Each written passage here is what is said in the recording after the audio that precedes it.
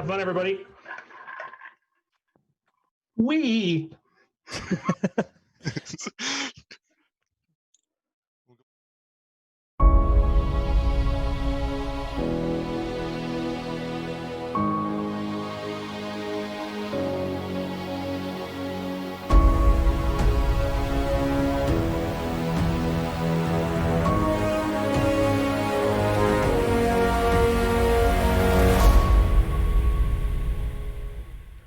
Well, hey, everybody. It is Banner and Chance, and we're here for one more week of D&D fun.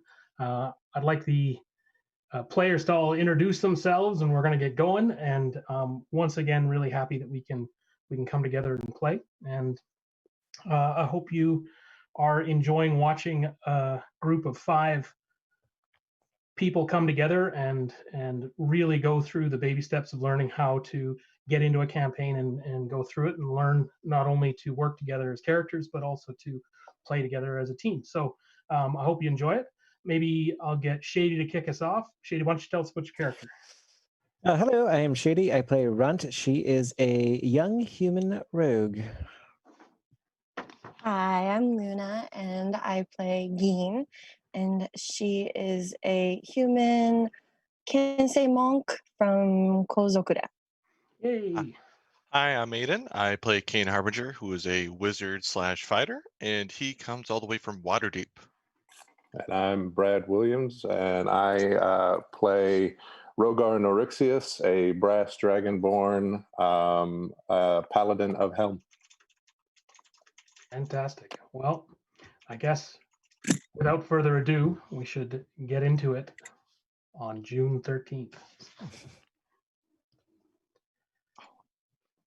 Here we go.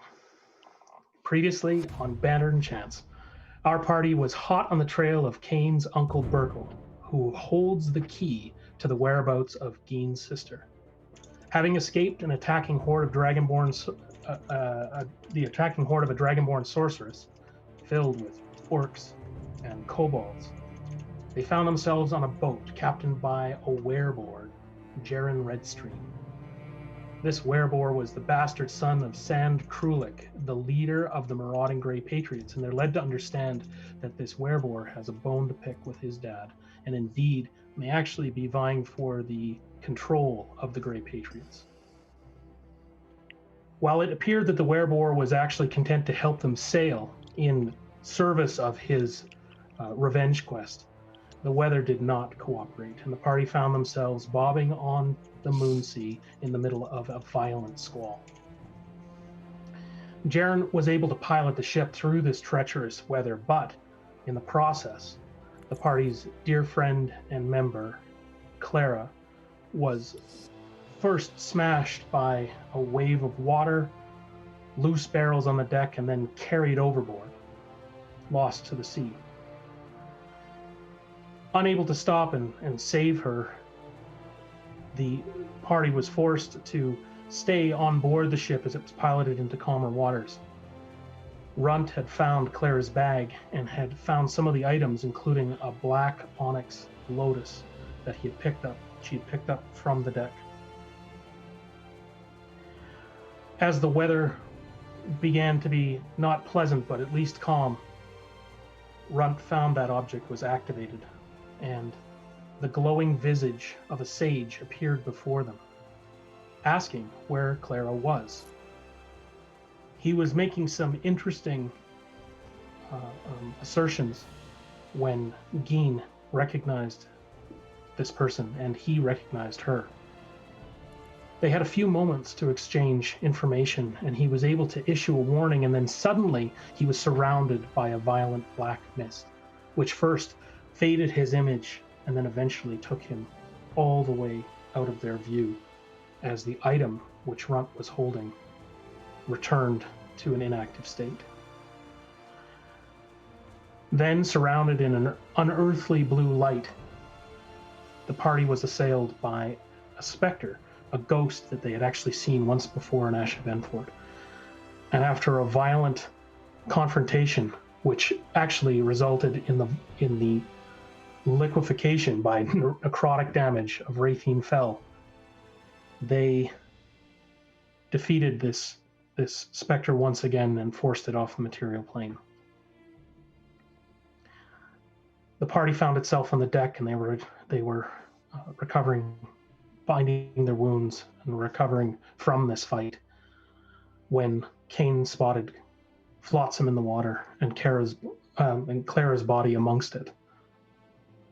Heroically, he dove in after it, and after receiving a rope from Geen, was able to pull Clara's shattered form onto the deck. When they brought it up and they removed her hood, they saw that her face now perfectly resembled the specter that they had seen both there moments before and at the beginning of this quest after talking to Lady Brightsong. We now find them on this boat, heading towards the shore.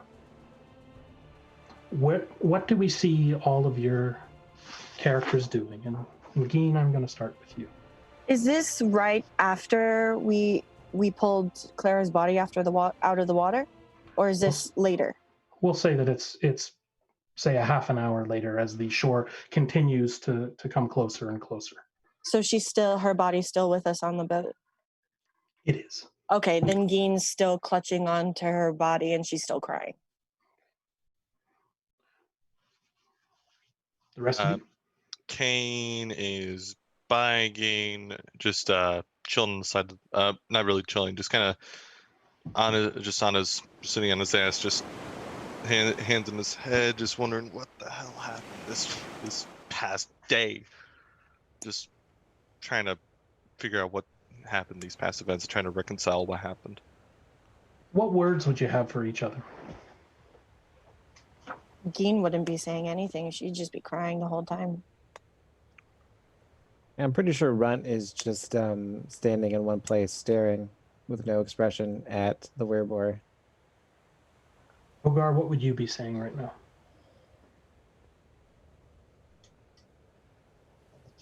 The gods have a plan for us all. However fair, however foul. We won't let this stand, though. Her spirit did not come back naturally. It was brought back. We shouldn't forget this. When we get ashore, we'll find an appropriate spot and make sure that her body is interred.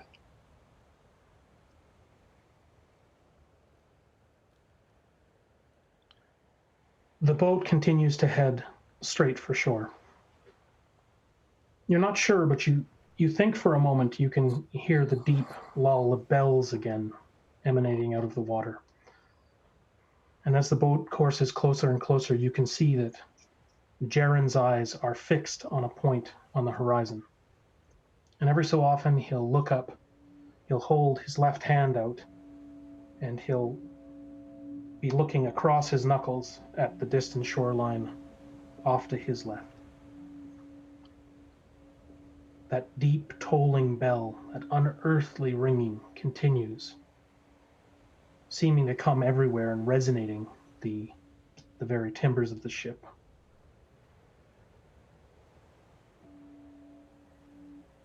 Jaren is intent now. He looks again at his hand and down, and you see him set sail and actually start to speed the boat toward the shoreline. What is the meaning of that bell? That bell, he says, that bell is Northkeep, or what's left of it. The highest bell tower sits under the waves. 1,100 years ago, that city sank beneath the Moonsea, under the curse of a black dragon. Some of the bells still hang in the watchtowers. Some of them are still rung by the inhabitants of that city. It was a great city once, no longer. And trust me, I'm not taking to you one as grand as that. He tacks the sails again, and you can feel the boat again lurch forward, picking up a little more speed. You now see that off in the distance, he's aimed for what appears to be a slight depression in the rock and forest around it. And you can see that there's a bit of a gravel wash coming out into the shoreline, where everywhere else it appears to be glistening sand or mud or muck. The tides of the Moonsea are out.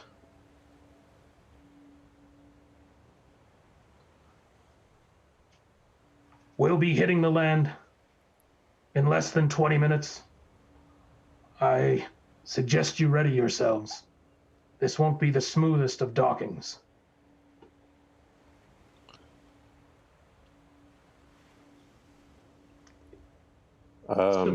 Walking over to Geen, we should prepare her body so that it's not loose. I'll see if I can go by and find a bit of sail or something, some extra canvas. But hold on tight. And I'll go below decks where we found Braden Yill's chest as well, and see if I can find anything that might hold the remains. There's two rooms when you descend the staircase. There is what appears to be a maintenance room of sorts with various carpentry tools, and there is sailcloth there out in the open, and there is another door closed with a louvered window over top of it. Farther down, you can see the hold of the ship, in which there's a number of different items, some of which dislodged, smashed, and disorganized now among the from the storm. I'll try the door with the window in it. And you open the door, and you can see that this is a quarters, would be a quarter for a captain or something. There's only a single bed in it. There is a net hanging from the wall, which is holding some writing implements and things of this sort. And it is in that net, where you find this chest. The chest is, you can hold it easily in your two hands. It's, sort of 10 inches across and 8 inches tall, and it is stowed there. And you assume it was stowed there actually by Raytheon Fell, who thought enough to put it below decks, as the last time you saw it was sitting up. So it's been secured there above the desk. What about a bed with sheeting or some sort of other covering? There's indeed a bed inside a type of wooden bed frame, Okay. meant for the sea. Something good enough for a captain is well beneath Clara's station, but it's going to be good enough for her. She means a lot to us, so I'm taking that. You're taking the sheets off the bed? Yes.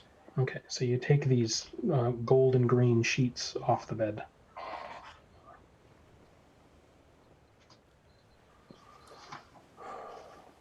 Do you do anything else while you're done in the room? Not yet. Not with the chest or anything. Okay. When you come back up on deck, you're amazed to see that the shore is indeed approaching fast. By your reckoning, you've been down there for about half the time that you have to make ready to beach this ship.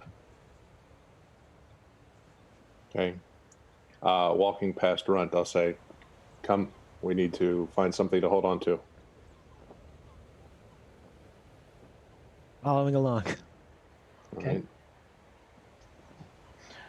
Geen and Kane, where do we find you? Kane's, if Brendan Neal wants him to help out with the tiller, then he'll help out. If he doesn't, then he'll make sure that the center pin is still holding fine. Okay, so Jaren Redstream is at the tiller, the werewolf. Oh, Jaren Redstream. Yeah, the Brendan Yill is the merchant from the land that you know this chest belongs to. Just Yeah, so well, we're clear. sorry. That's fine. And so Jaren says, "Yeah, absolutely, you can take this. You just point us right there, and don't lose your nerve, laddie. Don't lose it one bit." And Yes, sir. And I take the tiller. now he's actually about your age, so he's taller than you are, and I'm probably playing him a little gruff, but he's quite happy. He gets a smirk on his face and he says, "I think you've proved yourself a sailor," and he hands the tiller over to you, and then he goes to stand at the very front of the foredeck, at the aft deck, pardon me, and is watching you and seems quite pleased with himself. He says, "Don't forget to look over there, and watch out for the tide that's coming from the left. You'll know because you'll see white peaks coming. Don't take your eyes off the left." Yep, I am looking, and I look to the left, then straight, left, straight, left, straight. So left, straight, great. Okay. Where are the rest of? Well, you're all now. Rogar, you are next to Clara. Yes. And Geen. Coming up to Geen, Clara, and Runt all together. If you're going to dress your friend, I would suggest you do it quickly. We are going to make land any minute now. Are you dressing her now, or waiting and just keeping the blanket under your arm? Yeah. If we can just make sure that she doesn't shift around, we'll wait. Okay. Left, straight. Roll perception for me, please, Kate. A perception, got it. That will natural 20. Jaren is gone. He is out of your sight. He is no longer standing at the edge of the aft deck. Is that there? Okay, I'm gonna look over to Geen. Geen, could you take a hold of this tiller? Geen is close to 35 feet in front of you. She's quite a ways away. Damn. At the front of the nose of the boat. Who's nearest to me right now? Nobody. No one. Damn it. I'm trying to motion over to Geen. My back's to you. I'm not. They are intent on their job. No. Suddenly, you hear a violent scraping as something rolls underneath the boat. It doesn't stop, but it slows suddenly, as if it has glanced off the top of a dune or something, an underwater bank or sandbar. But it continues to barrel ahead, sheets full. Just note to self in the back of the mind. Just he went somewhere. You see a small glint off to your left suddenly. Look over there. Yeah, you can see the sun is overhead, and it's definitely catching what you now see is a muddy expanse leading up to a rocky cliff face and forested cliff face. When you look ahead again, Jaren's next to you once more. "Keep your nerve. Just keep your nerve," he says. Where'd you Hold go? on, everybody. I just was gathering my things. It's at that point you feel the boat again lurch forward and stop. And he says, "You need to build up as much speed as you can now." And he helps to dress the sails one last time, as then the boat starts to grate and grumble, and its fat, flat underbelly begins to rise violently up onto the shore, and it begins to expend all of its momentum as it grinds and grates to Hang a on. halt. I was then- gonna say, this- Kane. Oh, sorry. and then the rudder, as it hits the bottom of the water, is torn from your hands and rips off the back of the boat as this wreck comes to a rest. And then suddenly all of you feel the boat list to its right and onto the starboard side as it lists over, and all of you have to hang on now as the deck is at about a 30-degree angle, and Raythene's body begins to slide past you, Kane, and the top of her body, and indeed Clara's body begins to slide out the gap in the rail that you pulled her up through. I'm still holding on to Claire's body. I'm not letting that I'm go, gonna and I'm make not a- holding on to anything. Sure. So you're holding on to her, arresting her fall. She's not let go. Raytheon's body. I want to make a grab for Raytheon's body. Sure. Since and you since I know technically we're docked, I'm gonna go grab for it. Sure, and you're able to grab for her body, and suddenly you hear Jaren, "Well done, everybody, well done. Now watch yourself in the mud. Gather your things. I guess this is where we get out." And you see him leap over the side, splash into the water, and where you've brought the boat up has reasonably rocky footing, so he's able to race up what looks like an old wash bed that where the mud has been washed off the rocks, and you see him skipping up away from the boat towards the trees, rock to rock, Okay. moving at about 20 feet a minute. "Don't dawdle too long. The tide's coming in," you hear him cry. And he begins to laugh. I'm gonna quickly ask. So Geen has Claire's body. I want to ask Rogar. Yep. Rogar, could you grab Raytheon's body? I need to check in on something. So you're screaming this across the deck then? Yeah. Okay. Yeah, I'll hold on to the railing, dig my claws in, and make my way back to exchange and try and bring Raytheon in, arms under her armpits to hold her still. Now, quick question: does Kane know about the chest? Of Brendan Neal. He knows about the chest. He doesn't know that it was down in the office. Okay, he's gonna try to look for it. Take it with him. I thought I brought it up on deck when I first Did you? found it. Yeah, You did. Yeah. I did, Oh, okay, and I showed it to everyone. But then Raytheon fell, stowed it underneath deck when she was down there outfitting herself. All right, I'm Well, gonna go. Taking the body from you, I'll say, "Where are you headed?" I'm gonna try to make a grab for that chest. There has to be something in there that can help us out. It's in an office, the captain's quarters. Thanks. I'll go get it. And I go and get it. Okay, so you head down to the office. You open up the door. You see the sheetless bed. You see the desk, slightly askew as one of its drawers has been forced open, and some papers have spilled on the floor. And you see a net hanging with various nautical instruments on the wall. Okay. Do I see the chest? You do not. That's where I went. Okay. Kane's seeing that's not in this room. He's gonna go back up. He's gonna go back up to deck and catch up with Rogar. Sure. You can see Rogar now if you look up onto the deck, and you can also see Jaren Redstream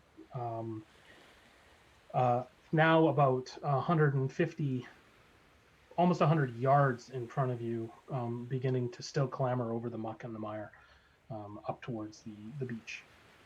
When Yeah. Rogar left to go get Raytheon, if he had left the sheets with me and Clara, I'm just gonna turn to Runt and just say, "Help me," and start wrapping Clara's body as nicely as I can in the Okay. sheet. I will help.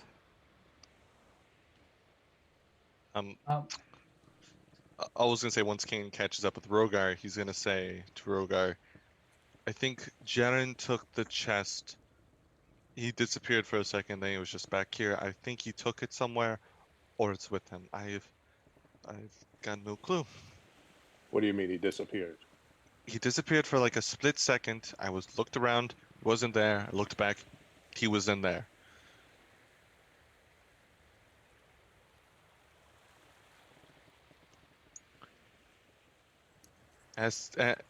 He must have taken it. You're confirmed because as you're watching him now, he's fading to a bit of a dot, not a dot, but he's now 150, 200 yards in front of you, and beginning to now, turn left. He kind of gives this sassy little wave and goes, "Thanks for everything," and he holds up the chest, and then he begins to move at a reasonable pace down the beach. Fuck. And then you hear a sassy little retort also come from him. Good luck finding your uncle as he's fading off, and then he's Son holding of up, a bitch. and you can hear him cackling. It sounds almost like the squeal of a pig. And Apropos. Well, if we have a moment,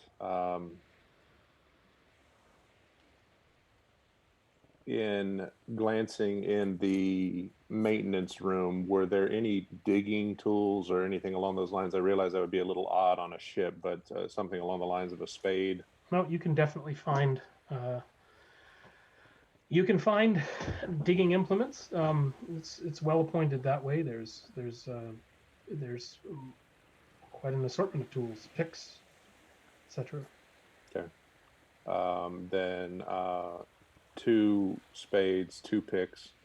I can trade out with Kane until we lose our energy, but we're going to make sure that these 2 ladies find their way to a better place. Um, I'm gonna take whatever rope I can find, and after wrapping Clara's body, I'm just gonna take that rope and kind of start winding it around the body as well and tying it so that it's like all wrapped up. So after about 15 minutes of this, now Jaren is truly a speck on the horizon, and he continues to run, although he doesn't seem to be under pursuit. I would like Kane again, please go ahead and, with your nautical experience, go ahead and roll. Actually, you and Geen can both go ahead and roll. Let's call it. I guess it would be. Well, we'll just make it. We'll just make it wisdom. I guess. Go ahead. For wisdom. Dang. Okay. Ah, that fell off. 16. 3. Okay.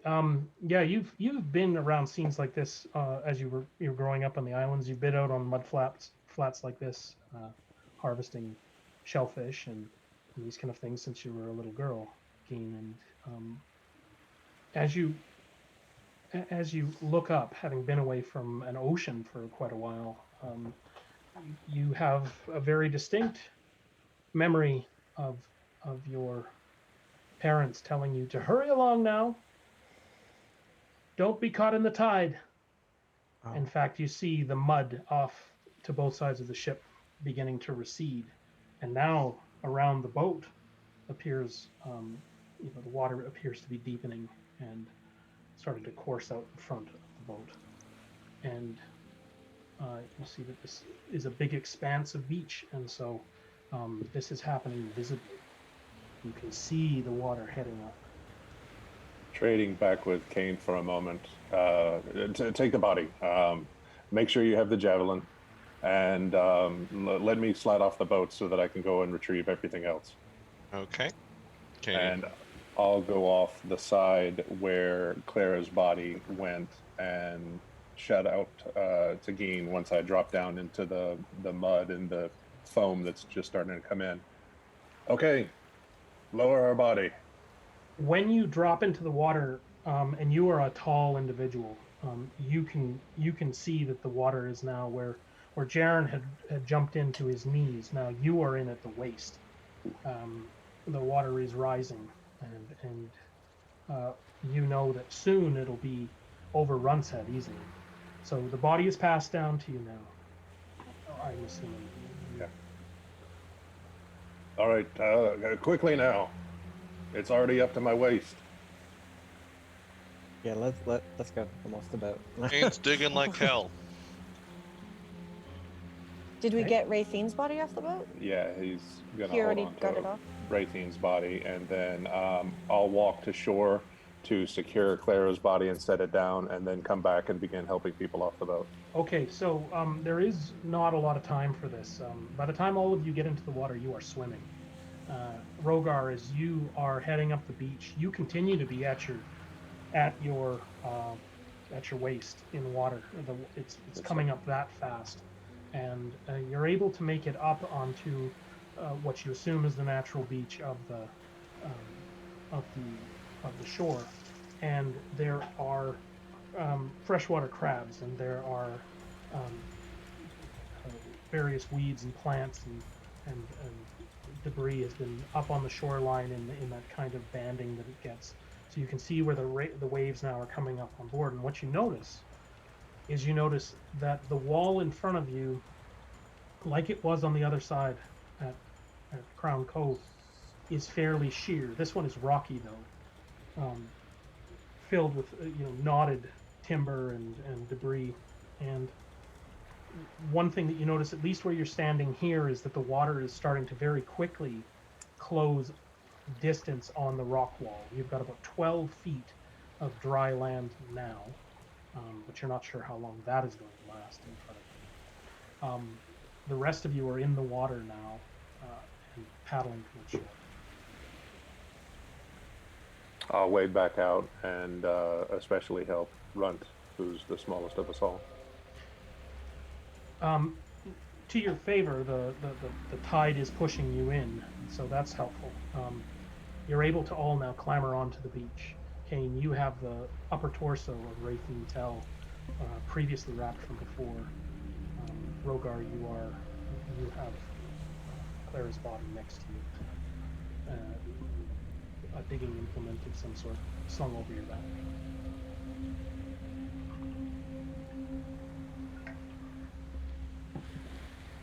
What do you I'm gonna- think? A tree? I'm gonna pick up Clara's body and just kind of take her closer into land, away from the water. Same with Raytheon. What kind You're- of marker do you think she would have liked the most?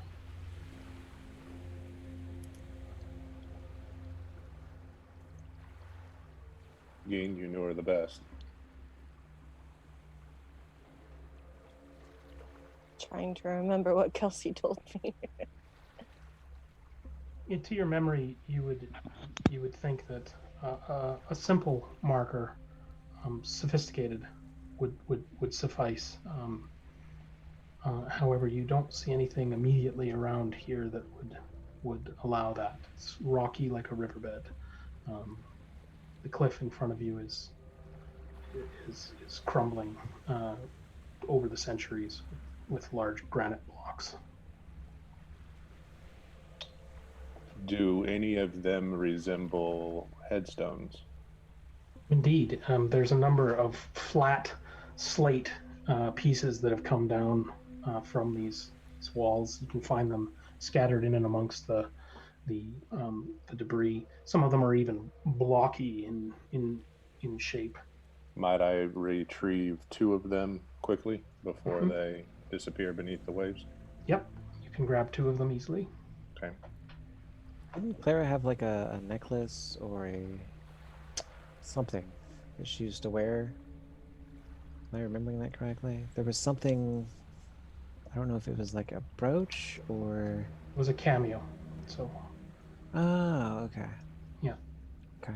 I want to take she's not that. she's not wearing it Ah. at the moment, but it's in her bag. Oh, okay. All right. So as long as we have that. I also want to take one of her shoes Okay. and put it in my bag. There was only one shoe left, so your choices are small. I'm But you were cherishing. able to take that leather slipper.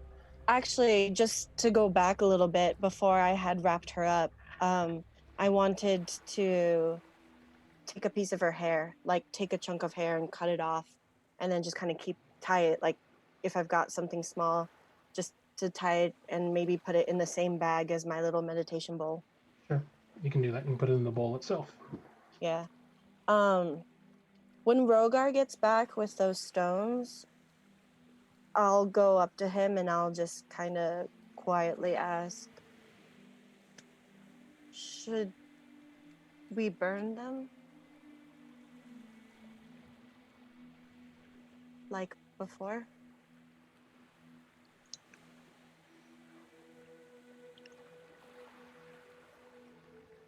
Kane, what happens to sailors when they die at sea? Okay, would Kane know that? Yeah, you would know that sailors are often wrapped.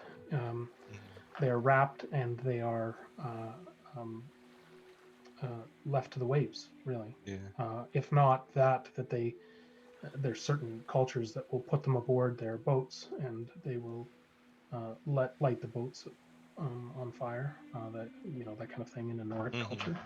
Um, um, but you are right now. You have about a quarter mile of 12-foot deep water in front of you between you and the boat. Yeah. Back now. Kane's gonna say, um, usually when you die in a boat in the sea, you wrap them up and you send them adrift. You send them burial at sea. So you could send them adrift on the boat. It would take some effort to get out there, though. Just as you notice, the boat now is surrounded with enough water that it's beginning to not list so much, and actually has begun to straighten. Would the current take her if we just were to place her inside the current? If you, Kane, you would say, yeah, Yeah. there. If you were to be able to find an area down the beach where the current was flowing out and not in, because Hmm. you do know that there's always a rip tide, usually on either side of an in tide. So um, you ascertain that if you were to head down the beach, you likely could find a place where the current was pulling her out. And it doesn't seem like a bad suggestion to you because, like Rogar, you see that now the piece of land that's in the piece of dry land that's in front of the incoming tide is only 3 to 4 feet wide, and you are inside an area which you are pretty sure is going to be underwater um, uh, fairly quickly if you don't get to some higher ground. Kane's gonna say, quickly, if we're gonna send them adrift, we have to go this way down the beach a little bit more. Kane's gonna start heading down the beach to try to find Hey. a out tide. This section of the Moonsea shore is is is long, and it's a long rocky. There's patches of sand. You've got these red rock and gray rock walls with forest from above that's sometimes tumbled down. High above, the trees are hanging over, but it's a vicious sort of shoreline. And it's wide and twisting.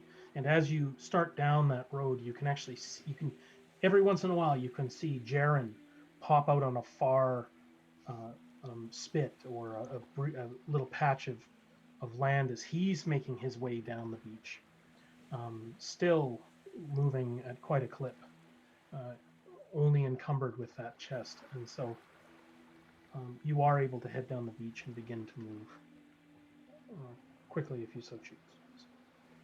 I choose that, and I start going. I'll pick up Clara's body and follow. Okay, for you, Geen, Clara's weight is quite a burden. Um, so your speed will be at half. That's okay. Okay. Would it be possible for me to try and go ahead of everybody to make sure I can still keep an eye on where he's at? You definitely can. Okay. So you begin to how far ahead do you want to sprint? Well, I want to make sure I don't lose sight of him, so as close as I need to be. Okay, so you do lose sight of him every once in a while, of course, because the beach, this strand of beach is twisting Mm. in and out of the water, but you are able to catch the odd glimpse of him, and then you'll lose him again, and then if you wait, you can again see him pop ahead. You feel that he's definitely struggling, but either he knows something of this beach, or he is heading intently um, around the direction. When you're watching him, you also look past him, and you can see in the very distance sails, several sails of boats at dock. And he is about That's not good. he's about halfway there, and you see that there's some sort of a village Okay. there. So as the rest of you start to follow behind Runt, are you keeping pace ahead? Yes. All right. Runt, you get to a point where you start to have to clamber up onto the cliff to get over the water as it deepens. And I'd like to ask, how far ahead of the party are you as they're struggling to get forward? I mean, I would have gone as far as I needed to, and then not enough to where they won't be able to hear me if I suddenly scream. Okay. So But close we'll enough. say we'll say that you're several hundred feet ahead. You can see the Geen, Kane, Rogar. Where are you in relation to each other? Geen, are you at the end because you're carrying this heavy weight? I guess so. Yeah. Yeah, be walking along beside Geen just to make sure that Okay. everything's okay, but following Kane because it looks like he knows where he's going. So Kane, you're ahead with Raythene's body under your shoulder. Runt, you're able to make one more sizable beach. That sizable beach seems to have a somewhat of an escarpment next to it, and you see a small cave there in the corner. You head past so that you can get a look again at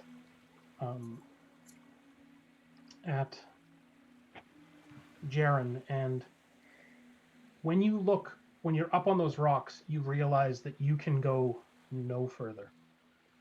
There is now the water has swept into the space in front of you, and there's a quarter mile of beach that is now completely submerged, and the waves have begun to crash in. And in front of this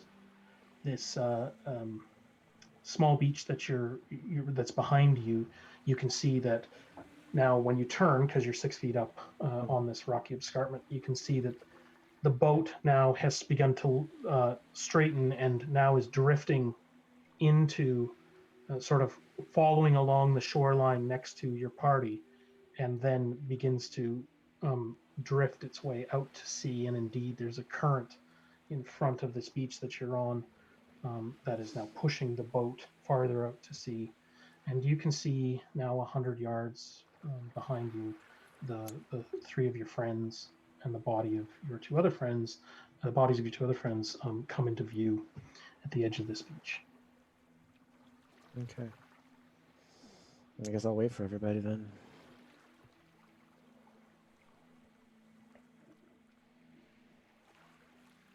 So you see Runt standing out on the up on the rock, waiting for you.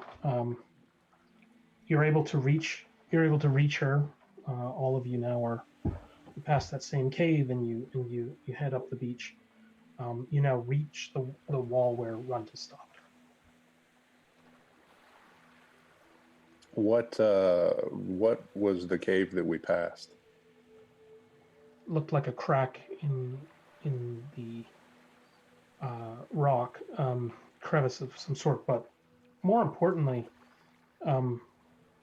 Kane, you see with the pattern of the water that this beach is not out of danger. It is on a bit of a rise, and again the water is coming up to meet the rock wall. Is this and you're fairly certain that everything that's around you, and potentially even the rock that Runt is standing on, is soon going to be underwater. okay? Is this a good place to release the bodies, though? Does it look like it would be a good place? Is it drifting out to shore? You indeed see that there's a riptide here, and it is pulling. Waves are crashing in, but then they're coming together from the two opposing sides, and they're pushing. And now you're actually seeing the boat that you were on as it's heading out farther into the moon sea. You know, lazily, but sort of under its own command, rudder missing. Mm-hmm. Okay, Kane's gonna say, this is a good place to do it, but we should hurry.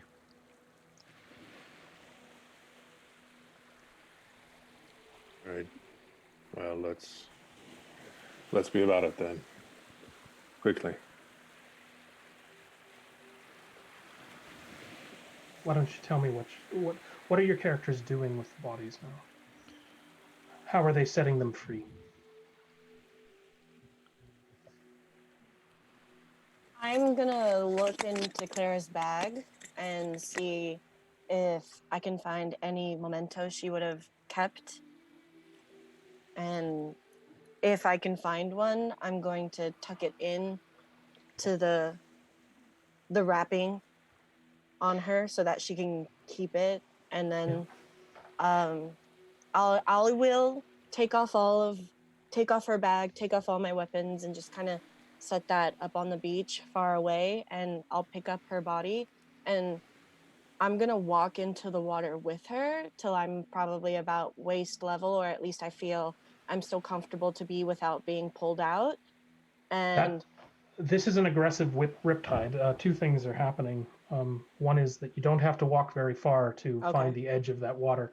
You've stowed your weapons, but they are 6 feet from the wave's edge. You're able to wave out. You did find what you know to be her favorite pen. It's a long glass blown pen that she used with great delight, as any mage would do, and our sage would do, I should say. And so you're able to tuck that amongst her, so perhaps she can find some knowledge in the afterlife. Um, you feel the current wanting to draw you out. It's more aggressive than than you expected, and okay, you're somewhat held down by the weight of Clara's body, keeping your sandaled feet firm on the ground. okay. Well, once at least I get comfortable enough that she will be pulled out and I can get back safely. I'm just gonna kind of hold her down into the water, and I'm just gonna whisper to her body, "I'm sorry," and I'll kiss it, and then I'll let it go. Uh, Her feet are pointing as you're holding her shoulders, and they straighten, and you can feel the tug of the water and the how small she is. You didn't appreciate how small she is at this point, and indeed, as you kiss her body, as you kiss her forehead, the body is taken from you, and it moves slowly at first away from you, and then you begin to see it pick up a bit of speed, and soon it's heading very directly right into the center of the Moon Sea, on the same path, in the same line of travel as the boat. Then I'm gonna get back up into shore, put all of my stuff back on, put Clara's bag on me, and I'm just gonna start walking towards where Runt is if she's a little bit further from us or wherever she is. And then I'm just going to stand next to her and put my arm around her shoulder. You're standing on this rocky outcropping um, at the base of this cliff. Kane, you still have Yeah. Raytheon's body. Kane is pretty much going to do the same thing that Geen did. He's going to take off his books, put the spear of lightning on the cliff face, and then go down to the water and set her body out. And Kane's going to say to everything, he's going to say, I hope that you find your daughter wherever you are now. And thank you for all your help. And send her body off. This larger woman, but only half there, bound in the cloth that you tied her before, is carried out into the water in the same way, and you see her trailing out after Clara, and for whatever reason, she seems to speed towards Clara, and soon they're very close to one another as they're obscured in the flashes of and the glints off the waves from the sun. All right. Kane and Rogar and Runt and Geen, as you're standing watching this, you can see that the water now is beginning to reach out towards the javelin and the books that Kane had left, and indeed there is the waves are coming in deeper and deeper, and it's Kane, as you turn back, you're only minutes from where your books are to be that spot to be completely submerged. Yeah, Kane's gonna quickly put on his he's gonna quickly stow his books, grab the spirit lining, put it against his back, and tries to find a way up onto safer area. The You're all clamored now on top of this space, and you can see that the water beyond these rocks is deeper or just as treacherous as what you had come from.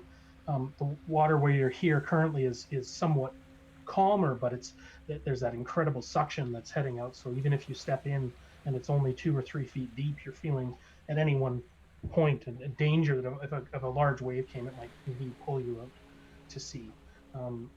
This is not a good spot. Both Geen, you and Kane realize that this is a fairly treacherous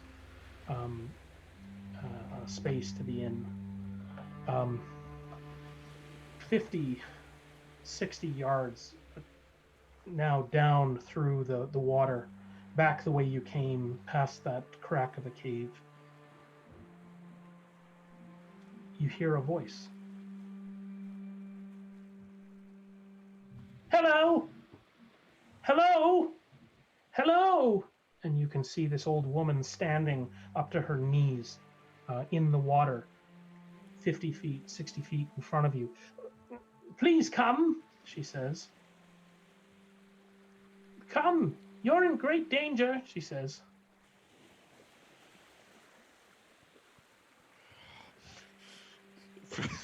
Perception check to see if this is an illusion or hallucination.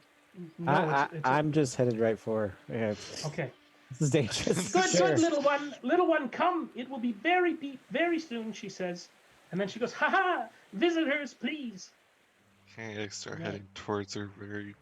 You're finding that you're having to actually hold on to one another because the where you're standing, you have to get a little deeper before it gets shallower as you backtrack now.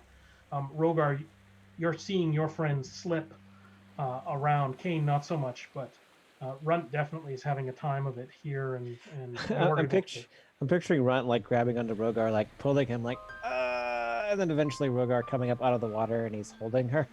Yeah, Rogar, you have the advantage of height here and weight, and you're none too happy about yourself being soaked up to the waist now, but it's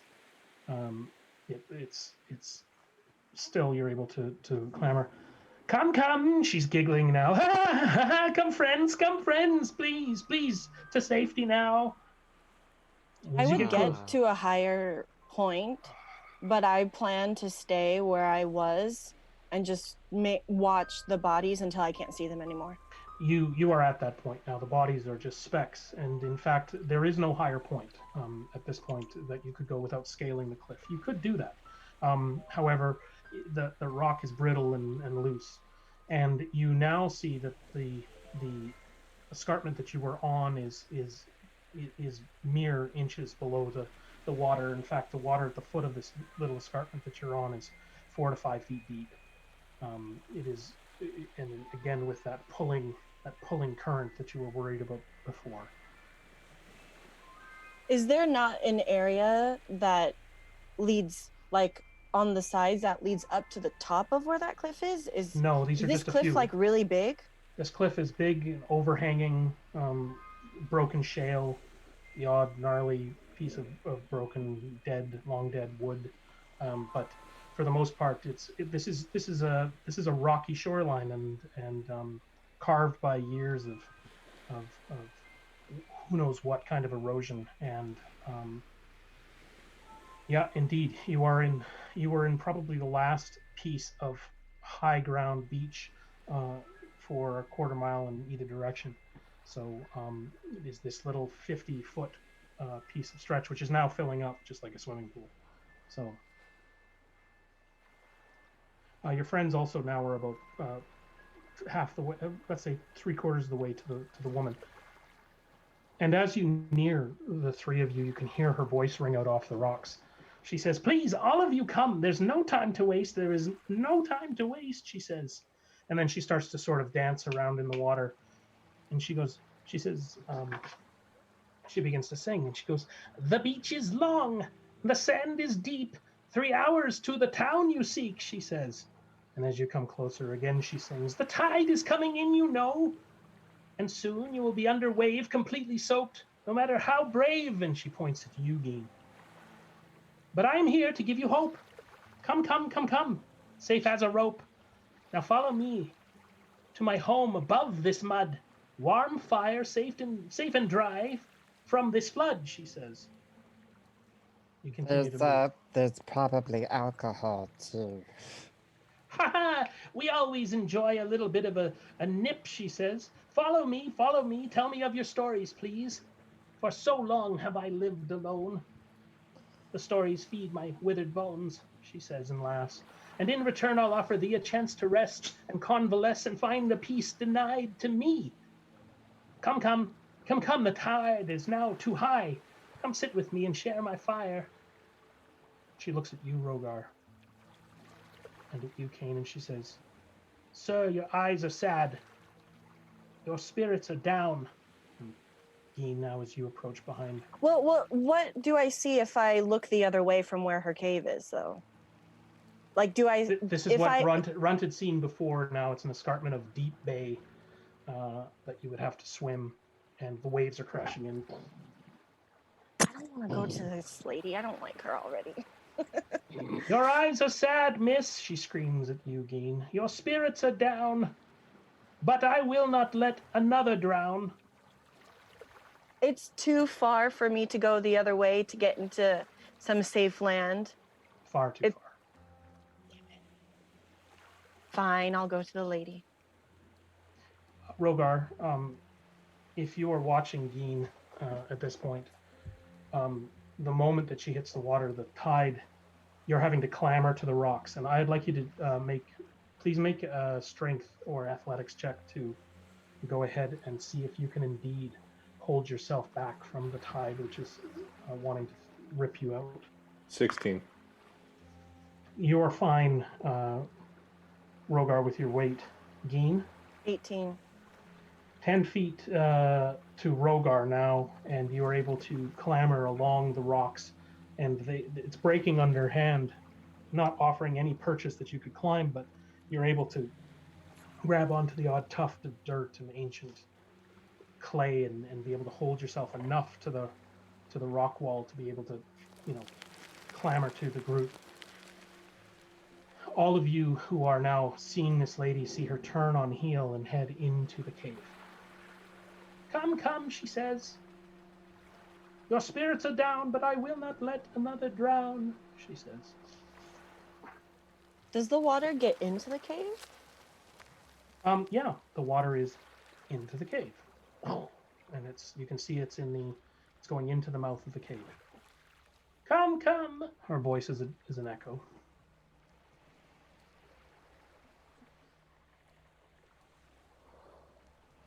The water continues to deepen.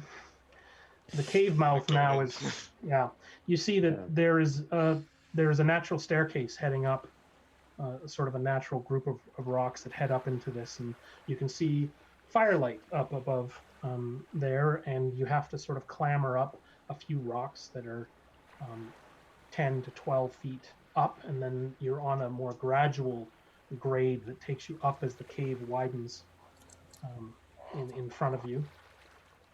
And the firelight gets brighter, and there's a pleasant warmth to this area.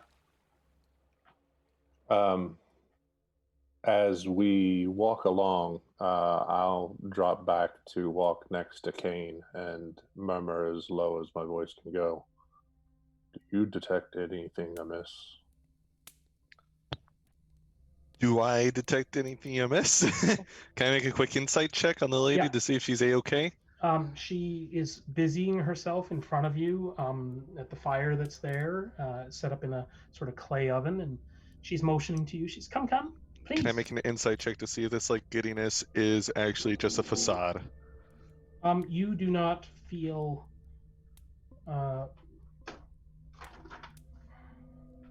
you do not feel that this is that she's being insincere.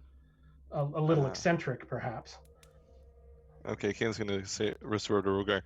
I think we're honestly fine here. Honestly, I think we're okay. You, Rogar, you feel no malevolence in this person. Why is it that you live out here all alone?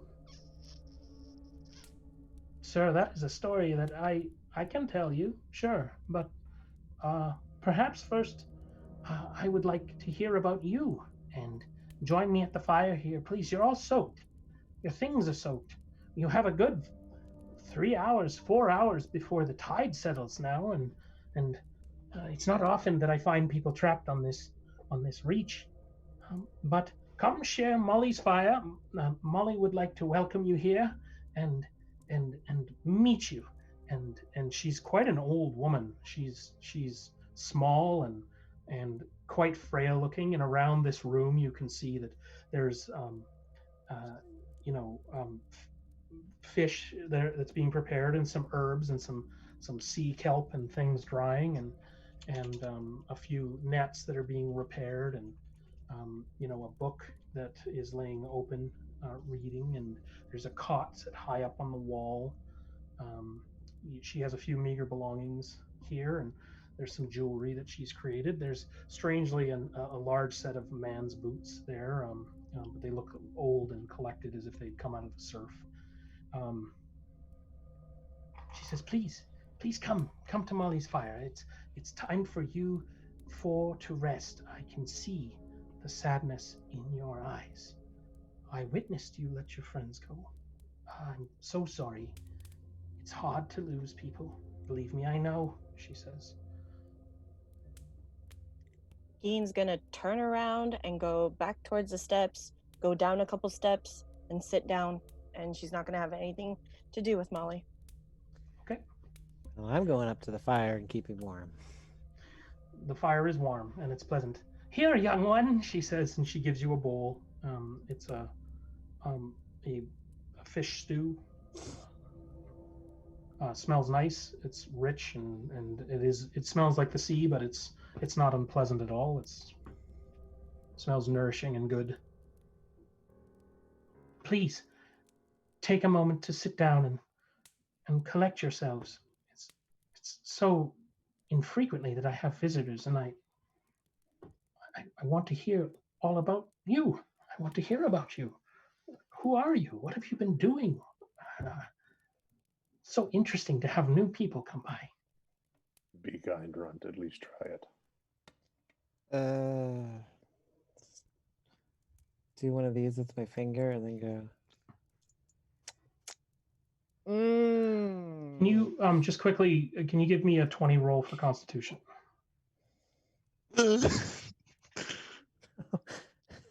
Not good. Oh no! It's delicious. Oh, okay. TPK.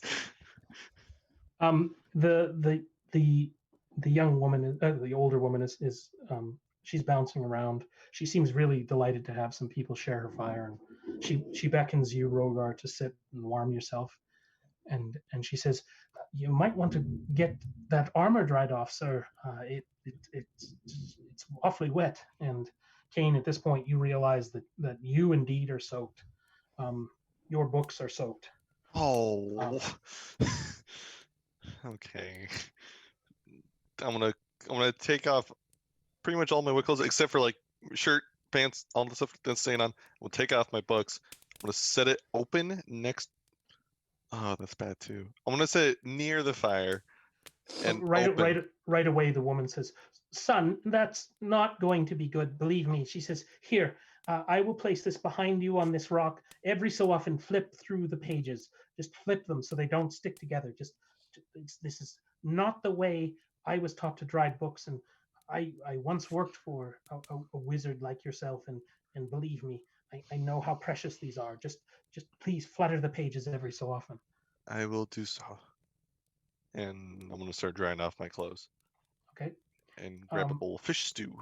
Okay, so you begin to eat the fish stew, and you feel it's nourishing. I'll take a bowl as well, and then hold out my claw for another and smile for the very first time and gesture towards the front of the cave. Oh, would you like me to take it to her? Mm, If you don't mind, I think I No, no, not at all. And as the three of you are eating, she comes up behind you and she says, "Dear, believe me, I know loss." And she sets down the bowl behind you, not approaching too close, and just turns back and goes back to the fire. Now, tell me some stories, please. I would love to hear what you know, you look like you've seen some adventures. You're also dirty and disgusting looking. It's really quite marvelous, she says. Thank you. Kane's gonna sit up for a second, say over to Rogar, I'm gonna go check on Geen. Make sure to flutter the pages for me. I'm gonna pat his shoulder and then I'm gonna head over to Geen. In the hours that follow, as you recount sort of what's been happening to you, as much as you want to share, and where you come from, and in your you're able to tell your story, Rogar, in such a way that each of you can sort of relate to her, who you are, where you've come from. At least I'm not Kane, telling her Kane, anything. okay, but Kane, Rogar, and Kane, if you so choose, you can tell her. And Rogar, you also realize that the journal that you have is likewise soaked. Did you have belongings and whatnot that need a bit of tending to? So she will help you as much as she can, pat off your armor and hang up your cloak and try to get things. And she even stokes the fire a little bit. She says, "I don't usually have it this warm in here, but it looks like you need to be dried out." And so she begins, don't worry, only 3 or so hours now and you'll be able to skip across that beach. She says, "No problem. You will be able to go all the way to where you're headed." Fire and I are friends. Hmm? Fire and I are friends. The heat doesn't bother me, but thank Oh, you. excellent, but it will dry your belongings, sir. So important, she says. So now that we've shared our stories with you, why do you live here alone? And how did you guess so appropriately that we were headed toward the town? There is nowhere else to go on this stretch. Local fishermen and jewelry makers will venture out to search the mud for shells and like, but it's a desolate place in its own way, but fun. The children and I would come play down here often, but it's dangerous, and especially this time of year, so near the full moon, it it fills so quickly, and it's treacherous. Many people have lost their lives here. So I keep watch. That's what I do. I stay here and I watch for travelers like you. I don't leave for any reason, and I have saved many, sir. I have saved 21 to date. 21 people I've saved. I've pulled out of this very water. I warm them as I warm you. I send them on their way. 21. It's marvelous. I'm sure the gods commend you. I seek their forgiveness, so I watch. Why do you seek their forgiveness? Years ago, I lost someone right here. A beautiful daughter. Not my daughter, but the daughter of my lord, my master, and his wife. You see, years ago, he was a very wise and brave man. He was called to battle. His wife knew he must go. He was always so happy. He helped me see the beauty in myself in a way that no one else could. With this, she turns to you, Runt, and puts a hand on your shoulder. And she says, "When others are able to help us see who we truly are, it's a wonderful gift. And she turns back to you, Rogar, and she flirts a little bit, and she says, "Of course, I wasn't as pretty always as I am now." And she shows her smile with a few missing teeth. And but no, I lost someone very dear to me.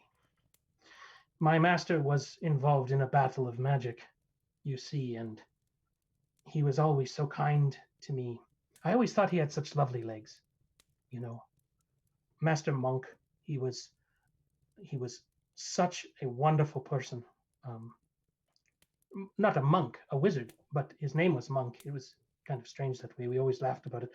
He was blown apart, and when I came upon his remains on the battlefield, his two lovely boots were there, standing, smoldering, with naught but his kneecaps showing out the top. There was no sign of him, so I took his boots and I brought them with me back to his wife. You see, I was in his employ. I would carve bone and shell for him so he could set magic upon it inside the ruins. I would help him create these wonderful trinkets and toys and objects and sometimes weapons. And he was a wonderful magical craftsman. And I learned lots from him. So in the years following his death with his daughter so young, I found myself taking her out on the beach, and we would pick for clams so that I could show her how to carve. And we came upon this place, and I let the water get too deep. She was carried from me into the moon sea, much as your friends were. I could see her face as she slipped below the waves. I waited here in this cave for the tides to pass. I went back to her mother and I told her what I had done. Mistress Mary said she'd never forgive me, or at least not until I had wrested my mistake 25 times over.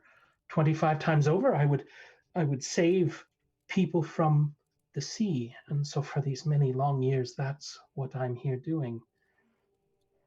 Mary's gone now, but I stay and I save. At Keep Sorrow, the town down there, when I was young, it was so small, but now it's such a bustling place where you're headed. Not 2.5, 3 hours walk, as you'll see soon, but I went there, I came here. The people there, they know me as Molly. This is my reach. This is the piece of land that juts into the moon sea. It's my reach. This is Molly's reach. There, I'm known as the Beachcomber. Did you say it's 3 hours that way? Yes. Once the water recedes, you'll have a 3-hour walk there, and you shouldn't be tardy. You should move quickly because, again, like all tides, the tide will come again. So when the tide clears out and when my door is clear once again, I suggest you be on your way. But for now, Molly is here. She's got you safe, and you're welcome. If I'm not mistaken, and you have saved 21, and you have also brought 4 of us from a fate, You are not would wrong, that not sir. be 25? It is the happiest day, I tell you. So wonderful.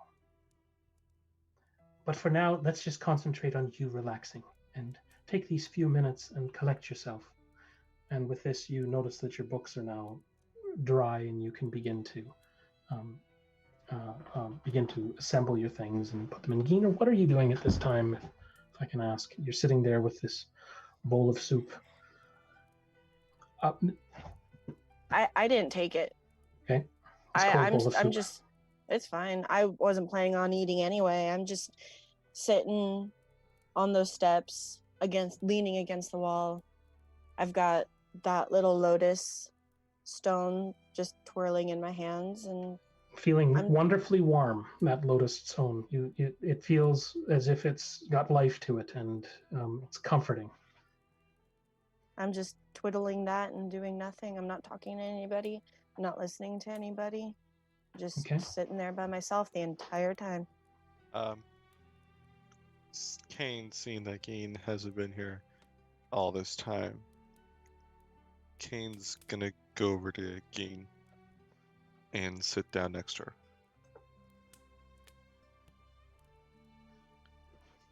And he's gonna say, "How you doing?" Nothing.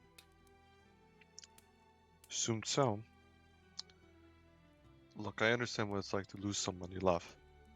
Hell, I kind of know where you're coming from, leaving everything you've known.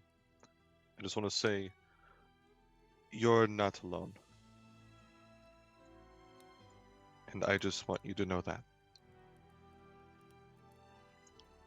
And we're by the fire, and if you want to talk to us, we are all here for you. And when you want to, just come over. And he's gonna stand back up and walk back over to the fire. Can I go out and talk to her? Hmm? So I'm gonna walk out and just kind of lean in a little bit and say, if you want me to stab the lady, so you can come in and I can stab the lady. I kind of chuckle. Don't stab the lady. Okay, but if you change your mind, I kind of want to stab the lady. So, no, I'll leave her alone.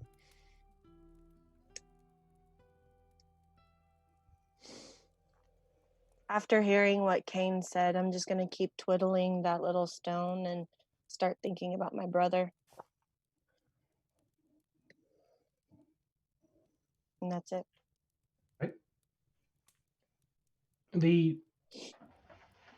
Is there anything else any of you would like to do at this point? Rogar.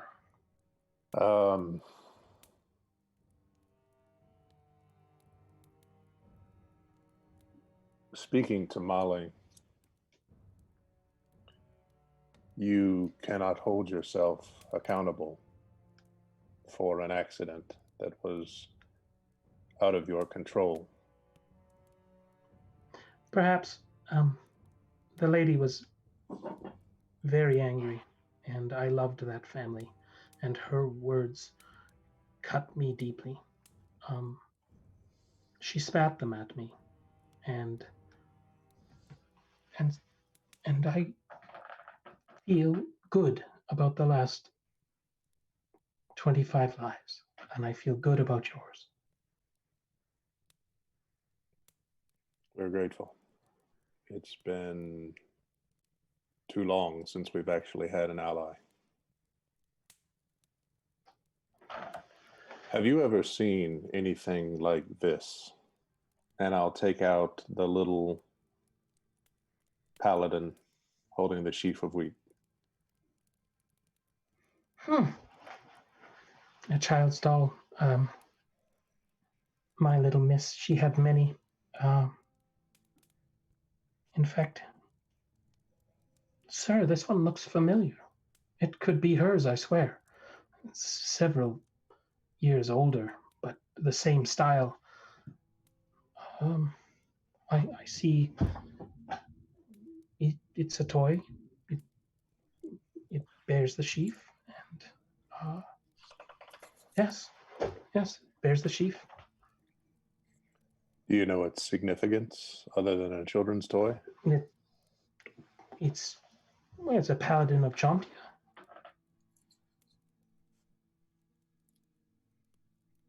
Oh, that makes more sense. It's a good omen, sir. A wonderful. If you're going to be a paladin, Champia is not a bad choice. You serving Helm, they're friends, no? Indeed.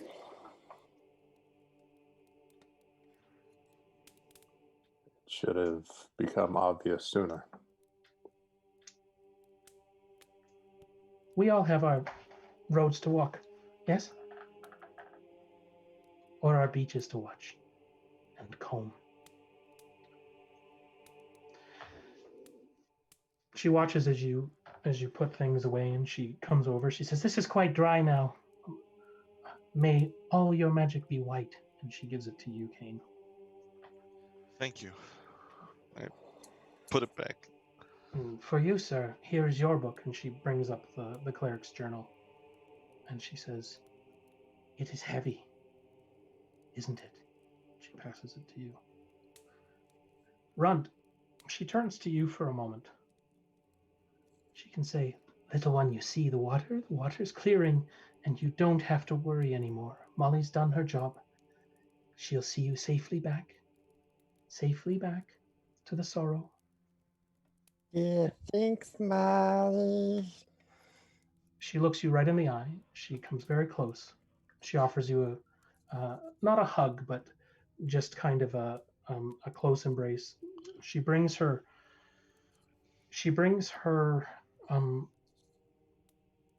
lips to your ear and speaks in a harsh staccato language.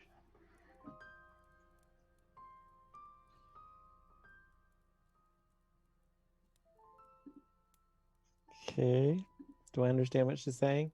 You do. To the rest of you, it's gibberish, but to you, Runt, the words ring very clear. "For you, my dear, there is a gift on my bed." You see the first ray of sunlight, Geen, coming through the top of the door that was previously, washed in water. All of you are suddenly blinded by this light because it's so brilliant coming into the room.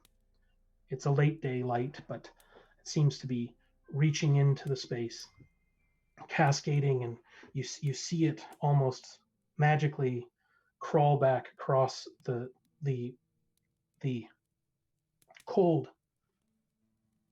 stone floor and the gray, dusty expanse of this cave, past what once might have been a counter, what could have one time been racks laden with herbs and fish. And as your eyes adjust to this, you see that the cave is almost barren. Geen, where the bowl of soup was behind you, there's now just dust and the odd flake of pottery. The fire is cold. Your clothes are dry. What heat was in the room is gone. And with it, Molly. Okay, I'm gonna I'm check gonna if head my outside. heartbeat. Geen, unfazed, steps down into the receding water and finds her way outside. Yeah. Runt's open out of the cave as quickly as possible. And look to Rogar and say, "Is this was this something religious? Like a guardian or something?" The gods speak to us in very strange ways. I do believe so, yes. I'm still full. That's weird. I'm just gonna walk out the cave. Can I call back to Rogar? Hey, can you see if there's anything on your bed?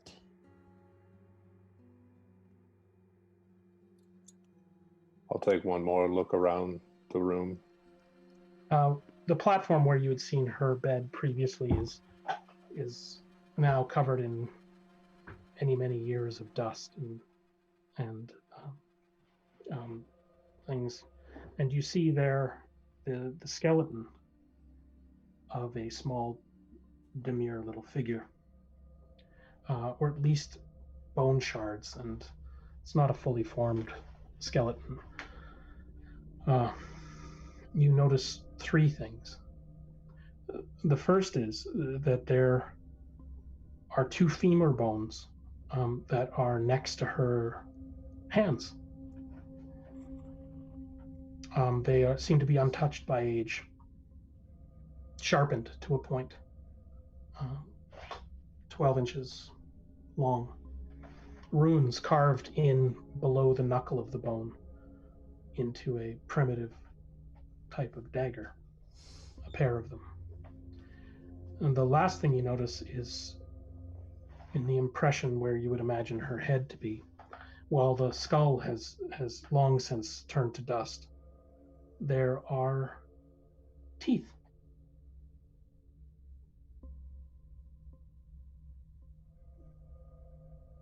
Hmm. There are a handful of small,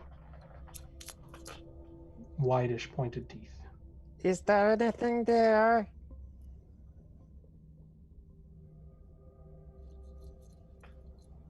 Considering the answer. Yes. I'm shocked. Hey, could you bring it to me maybe, please?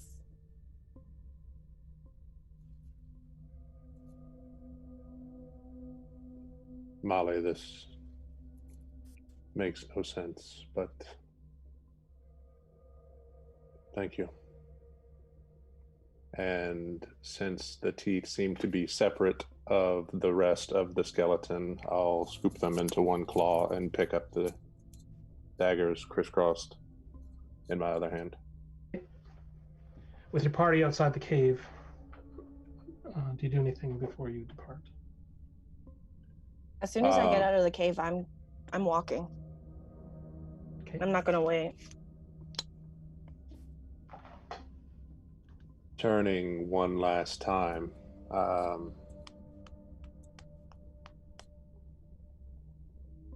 look to the skeleton, look to the fire, and then look to the sun.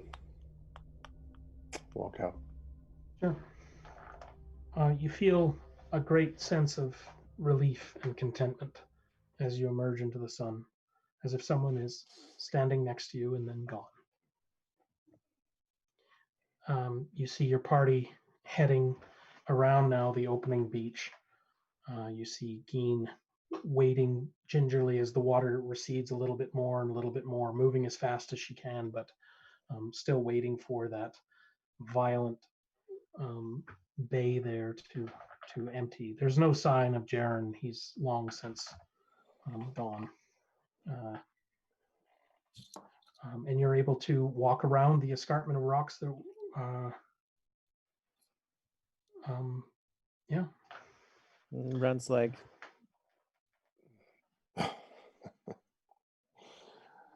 I'll place the oversized daggers or oversized bones in her hands.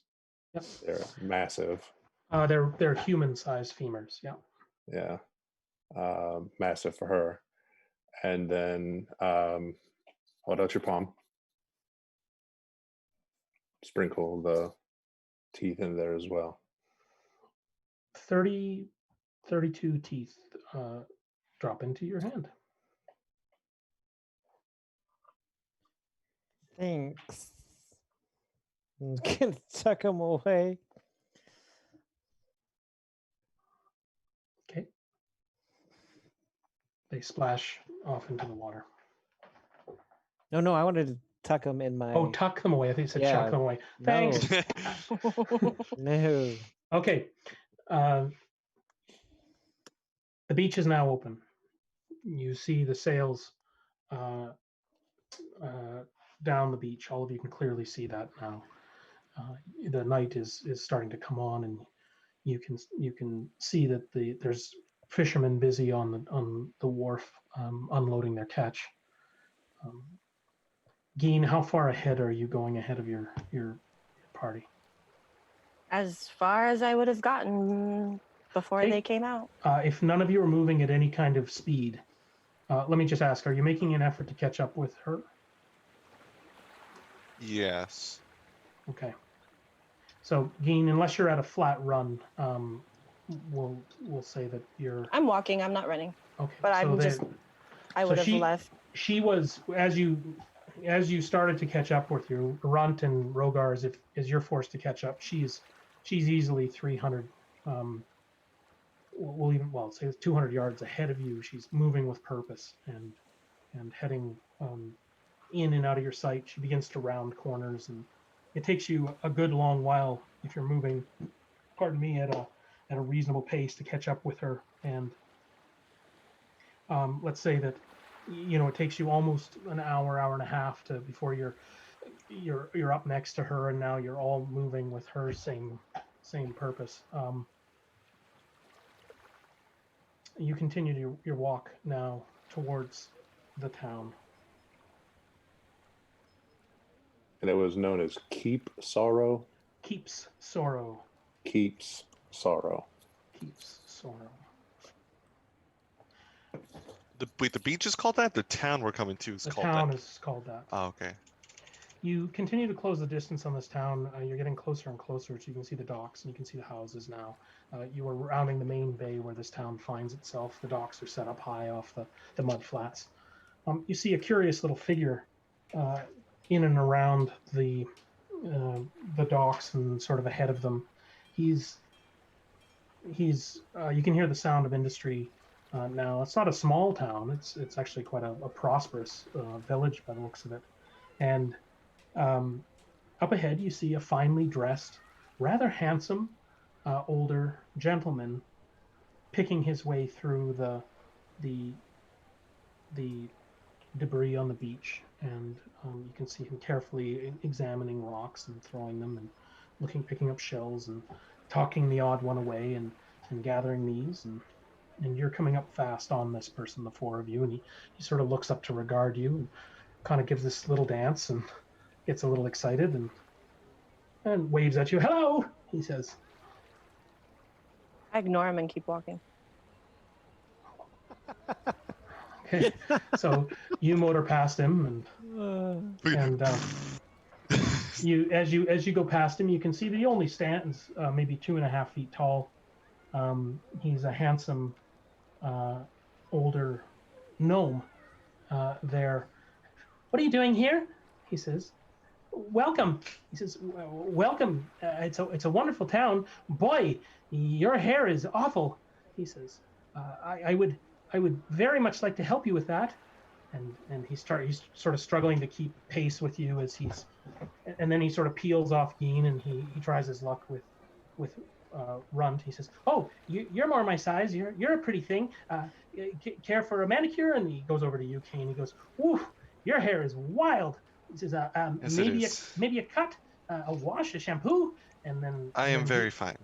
And then he trundles off next to you, Rogar, and he looks at you and he goes, "Sharpen your teeth." And then he goes back to UK and he's like, what are you guys doing here? What are you doing at the keep?" Am I like slightly taller than him? Yep. Yeah, he's And quite I want to short. say, Out of the way, shorty. Oh, that's a little rude. Sorry, we are a bit waterlogged and soaked. We prefer to be left alone for now. But But thank you for the welcomes. Sure. You're gonna need a place to stay, though. Yeah. You're gonna need a You good. suggest any inns place? nearby? Oh, indeed. There's a wonderful inn, the best inn, the only inn in the city. A good inn. Yes, really good. Very busy right now, but good. He says. Where is it? Oh, I can show you. I can take you right there. I've got all the shells I need now. These will do just fine. Good. Can't wait to give you a shave, sir. And he says, "Come with me." I Come with don't me. need. Okay. Can I see your shells? Oh, you can see one of them, yes, but you see these are hard to collect, and they make the most wonderful slip. I put it in lather. I use it to make foam and lather and soap and lather, and then I put it on people's faces, and it gives them the closest shaves. There's just so wonderful. And once I flavor it with a bit of oil, it'll take all the smell of the lake out. You just wait. It's going to be so wonderful. And so he gives you one of the little shells, and he puts the rest back in his tunic. And it's just a tiny little white round shell. And Okay. It's mine he's now. he's clambering in behind you. You see there's several ships coming into view. Several of them are fishing vessels. A few of them look like they're freight vessels. All different flags flying, all different color sail. Kane's gonna quickly stop down on the gnomes level and says, "Hey, have you seen a man coming into town with a big old chest and a big old happy grin on his face?" Ooh. No. No, I haven't. Insight check.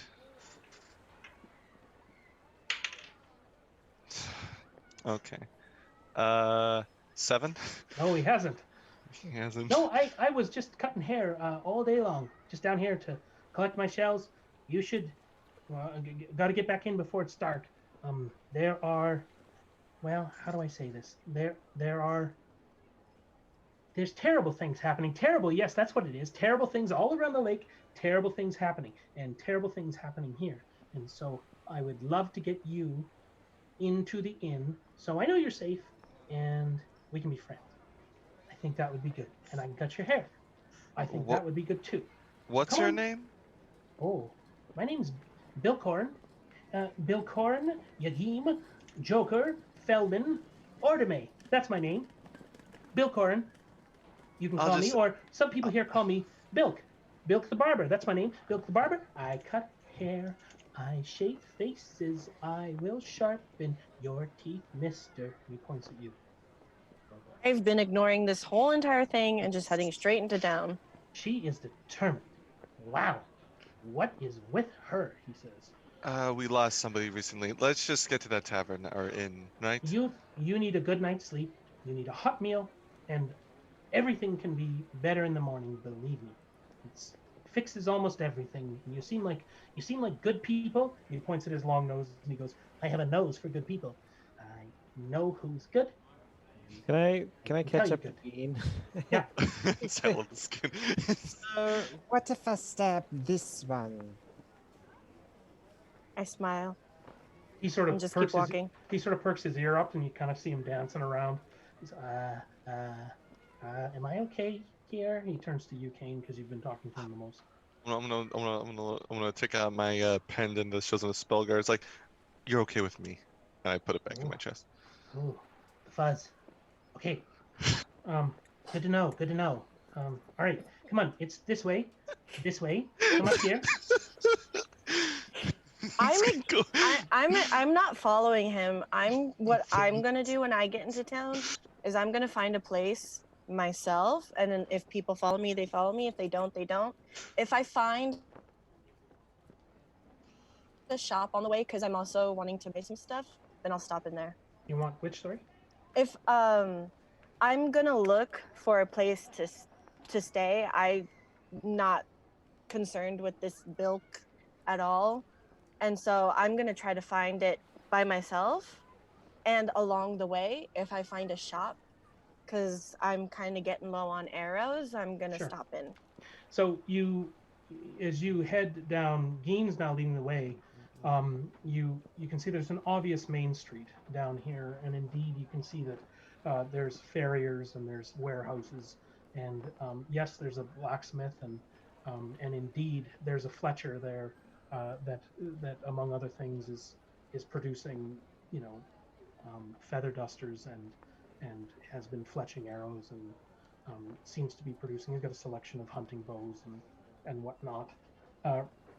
There is a large inn, quite a grand looking thing. Seems to be T-shaped from what you can tell as you come up against it. And Kane, you feel a tug on your tunic, and Bilk is down at your wrist, and Okay. he says, "That's my shop. You can see the pole outside, red and white, red and white, red and white. Yep. That's my shop. I will be there if you need me. You go to the inn. You tell them Bilk sent you, and I'm sure they'll give you a good room. Okay. I want to look over to Rogar and say, if I can probably set us up with rooms, and if you can pass me that gold. He said there was trouble here. Would this not be a place that the Grey Cloaks, or at least the part that broke off, would be? You say there's trouble, and all suddenly Rogar, he's at your feet, and he goes, "Funny you ask. Okay, I'm about to go. But look, there's been rumors. There's rumors around the lake. There's been a group going around and marauding. Word got to us that a very fine gentleman's caravan was attacked.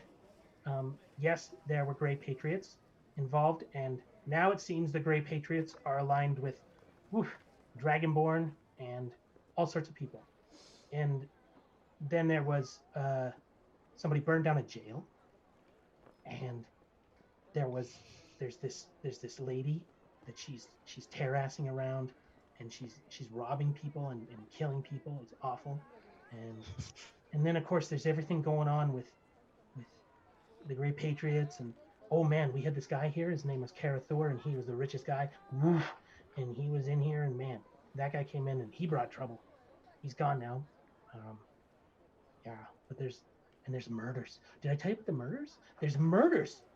There's been 3 murders here in the last month. 3 murders. Good people. And I know good people. Well, mostly good people. Anyway. I'm gonna look down in the gnome, Bilk, and I'm gonna say to him, how about this? We talk about that later. Maybe when I get to shave. Ooh, no problem.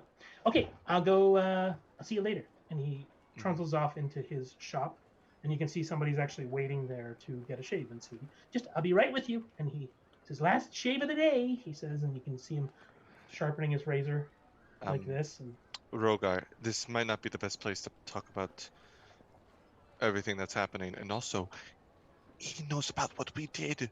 Well, not what we did, but what we were a part of. This is bad. I'll get us some rooms. Keep an eye on Geen. Make sure she's fine. I'll, as quickly and surreptitiously as possible, pass him the bag of gold. Thank you. And I'm gonna start heading towards the end. I'm gonna ask Rent, you wanna go with Geen or me to get some rooms? I'm gonna go with Keen, because I feel like she needs friends right now. Got it. So... Kane, you head into this inn, the 10 Barrels, and the innkeep is there, and he's at this sort of desk, and he goes, "What can I do for you, sir?" Bilk told me you can set me up with some good rooms. Oh, Bilk has brought in more business for me these last months than I've ever had before. He's so wonderful, let me He's tell a you. cheery man, isn't he? He is a cheery man, isn't he, sir? How many room? Well, maybe I should actually say, how many beds will you need, sir? Unfortunately, we are down to one room. Hopefully that room has 4 beds. Oh, yes, indeed, it's got 4 beds. That's good. 5, in fact, but I won't sell the 5th. Okay, how much? Oh, only 2 gold pieces. Only person. 2? Oh, yes, it's the largest room, but 2 a bed. Oh man, for your niceness, here's 5. Well, sounds great. You have 2 people then? Yes. Oh yes, sorry, 2 per bed. 8. Sorry about that. I had to make gold pieces. Thanks. No tip this time, I see. But no worry. Will you be needing dinner tonight, sir? Or yes. How much would that be? oh, it's don't worry. It comes with the room. And Oh, okay. You can see that there are a bunch of sailors and workers and dock workers now sort of carousing. Several of them begin to funnel out and go back to their homes, as this is kind of a pub that everybody would see. You see a captain or some sort of an authority figure come in and say, Come on, you lot. Early to bed tonight. We have a long journey ahead. And he says, we've got the wagons partially loaded. A few more supplies and we'll be ready to go. And he sends them up the stairs, and you can see this line of workers, heading upstairs. Long shot. Do I see Jaren in here at all, or any suspicious figures that resemble gray patriots or? You see several people that are definitely of sort of a fighter class or these kind of things, but as you're able, these people are heading up to bed at this point. Okay. And I'm just you can gonna. s- you I'm can just gonna. see Oh, sorry. you can see around the town, for those of you that are outside, that doors are beginning to shut. The shave is over. The things are getting quiet, and it's now just the inn that has its lights on, and even it's beginning to shut. And you can see Bilk yell down to Rogar, I suggest you go in for the evening, sir. Remember, better safe than sorry." And he says good night, and he closes up his shop. Kane is gonna quickly look at each of the fighter and fighter types' faces so he remembers them. Mhm. Thanks to that one fee I got, thank the Lord. Remember things for a month. Yeah, so that's good. And is just gonna sit down at the tavern and just try to relax. Okay.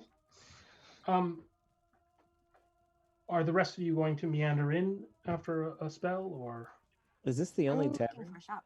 This is this game? What were you saying? I'm looking for a shop. The Fletchers will be open in the morning. He tells Damn you. it. He says, well, what did you need, miss? Actually, we'll just say this happened a moment ago. How much for arrows? Going rate, ma'am. Would you like a full quiver? What would you need? How much for 20? 20 arrows? Oh, fine arrows. Let me show you. And he pulls them out and he says, I've got all tips. This one here is great for armor and the like.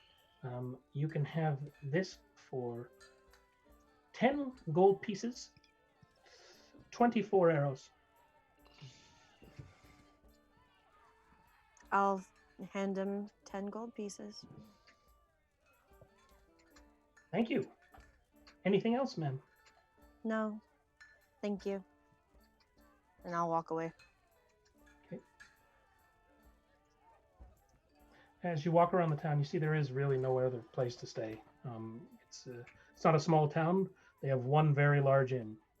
So I want to go into the inn, and I want to walk up to the bar and slam my hand down and say, Bartender, give me the strongest stuff you got. He looks you up and down and he says, huh. And then he looks over your shoulder to Rogar and, what should I do? Did you want me to serve her? Runt, perhaps not right now. I just saw a good friend die. I think now's the perfect time. All right. The bartender says, I'm sorry for your loss, and as is custom here at the Cape Sorrow. And he turns over 10 barrels for the 4 of you, and he turns over 10 glasses, and he pours them all in one big row from a high-spirited alcohol. He says, only one for you, little miss. He says, and he turns to you, Runt. This is strong stuff. It will give you sound sleep and pleasant dreams. Ha! I'm going to take it and take a big. It's quite delicious. It tastes of cinnamon and flowers. And you feel it immediately. The even then the allure of your bed starts to call you. It says, and he kind of giggles and he says, you'll appreciate a warm bed tonight, I'm sure. I'm gonna walk into the tavern, and if I see Runt with all of those glasses, I'm going to go up to her and sit down next to her and take one and drink. Your friend, please. Honor your friends. Drink to their memory. And he welcomes all of you over to the bar. He gives you a light meal, and he'll offer you a second round if you like. And the night wears on, and soon the music begins to die down, and it's obvious that everything's shutting down. The tavern is actually fairly empty. Even though the rooms are full, Kane, you know that this large contingent of people have already gone to bed. So,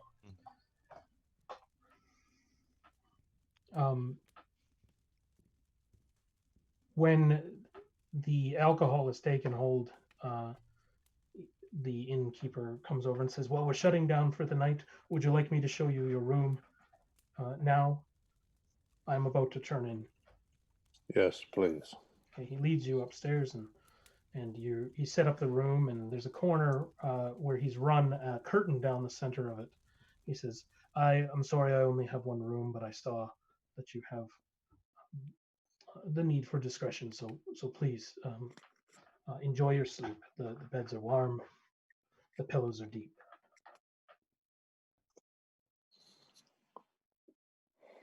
Are there actual beds in here, or These are beautiful beds. The sheets are simple but soft. They are fresh hay on rope mattresses and a wonderful big duvet. If you disrobe to whatever point you want to, there's even night shirts for everyone to wear. There's wash basins next to each bed. It's simple, but it's very well appointed, and you feel I want quite to comfortable. walk up to one of the beds and fluff the pillow and pull out the blankets and smooth it and then lay on the floor and roll underneath. Okay, under you go. I'm going to check the room for like the windows, the doors, see how secure they are, and kind of take a look around and see if we have any neighbors, because I suspicious of one. Sure. You are among the last tenants to fall asleep. The largest noise that you hear is snoring, and you can hear the distant sound of waves at the dock. The room feels safe. You feel as though you can at least not worry about your surroundings.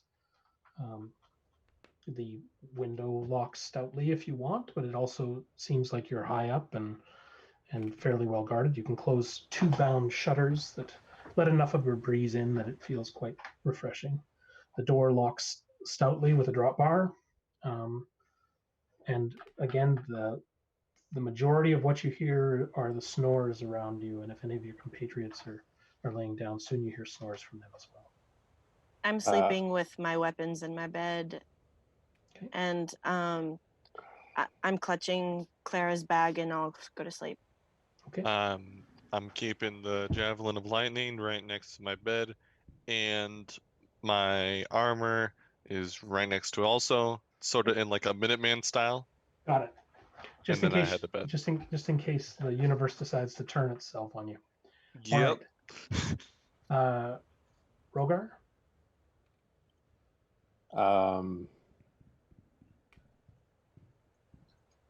Deeply disturbed. So I'll be the last to actually fall asleep. Okay. Especially watching from the dark with keen vision, being able to see as Geen moves around as though we're under attack. As the troubles of the day slip away, all of you are visited with mixed dreams. Clara's face, lightning, the feeling of the sound of the waves and the movement of the boat that you're still sort of registering, but the the alcohol and the warm food and the soft bed, or at least the clean floor, win out, and you are able to find some peace. Almost before you know it, you begin to awaken, and that bone weary sleep has given you the ability to wake up. But as you wake up, it's as if you're hearing it, and this sensation that you're hearing returns, and you realize the amount of movement and everything that's around you. You hear people down in the common room eating and getting organized. You hear people already outside the front of the inn loading wagons, and you hear the voice of the commander. Get on, you swabs. He says, we have to go. We have to make camp by nightfall. Nothing will be worse than if we don't make it back to our brothers and our families. And you hear another booming voice, a different booming voice. Where is the little whelp? I told him he had to pick up pans. We lost all our pans in the crossing. Gosh. Please find him. I need another bite to eat. And you hear this big footsteps inside, and you can hear people, yes sir, no sir, running around and this kind of thing. I open the door and yell down. Hey, we're trying to sleep. Yeah, there's really no acknowledgement of your yelling. You can see as you look down the hallway that people are leaving their rooms. Some people are getting up a little later than their employers would like, and you hear a voice from downstairs saying, "Hurry on, you swabs! Sand doesn't want us being late."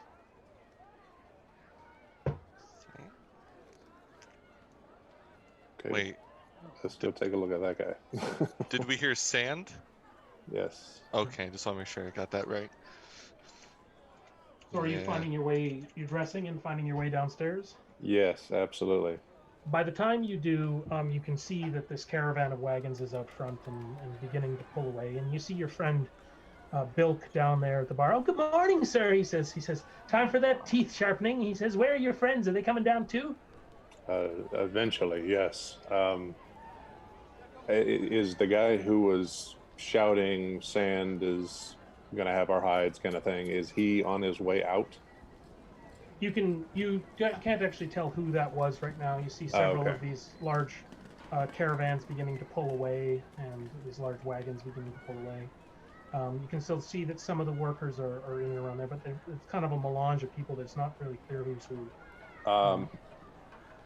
To take in the morning air and stretch, I'll have the little gnome follow me outside and say, "Bill, where are they headed?" That group?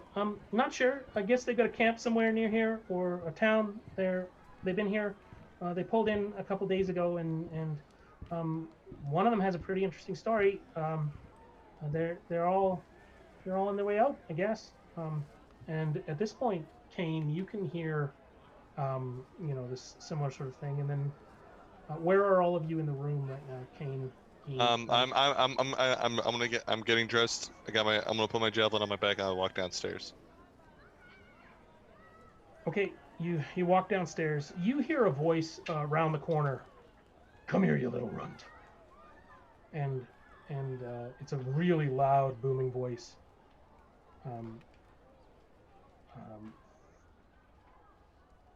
You better make it worth my while. I pulled you out of that goddamn prison. Where's it coming from? Oh. You can't hear it at this point. It's just Kane that can hear Who do it. I see? You go around the corner.